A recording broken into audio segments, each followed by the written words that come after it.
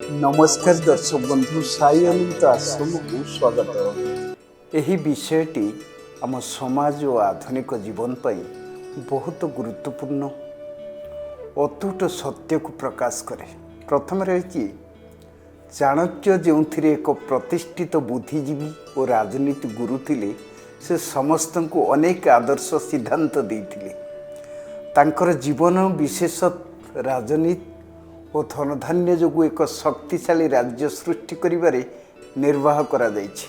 से प्रतिष्ठित सिद्धांत एवं कथागुड़ी को शेष दिन पर्यंत लोक माने मने पकाइथिबा एवं मने करिथिबा नेतृत्वर मूल्य आधार माने। द्वितीयटी रहिछि कटु वचन केही भी जानि नांती। यही कथा चाणक्यंकर गभीर अनुभव को सूचित करे।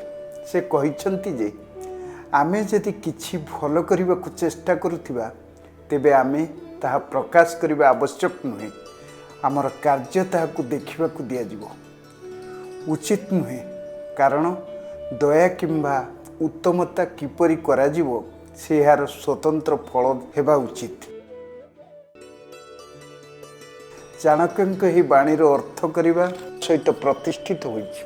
से आहुरी कहिथिले जे लोक माने आम सेवा किंबा कर्म करिबा नाही, किंतु आमे ताहाकु प्रदर्शन करिबा समय अनेक समय रे समस्या को सृष्टि करिथाय। अनुसरण करा जाइथिबा दृष्टांत एही नीति आम आधुनिक जीवन रे भी सार्थक होइछि। आमे जदि सक्सेस चाहिबु तेबे आमे चाहिबा समय रे एहाकु प्रकाश करिबा आवश्यक नुहे।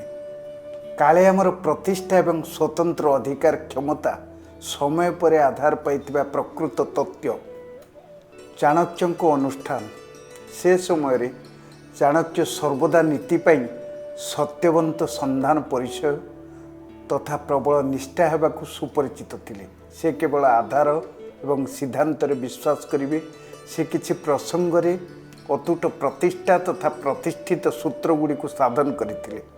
सेथिरे आपन को सूचित करबाकु चाहूछि जे आपन जदि आपनकर कार्य रे संपूर्ण ध्यान देई सफलता चाहूचंती तेबे आपनकर कार्य साधारण भाव में लोकों को देखाइबा प्रयोजन नहीं। सेथिपई चाणक्यंक यही कथा सेवा, स्वतंत्रता एवं प्रतिष्ठता एवं प्रतिष्ठार एक सर्वोत्तम आधार।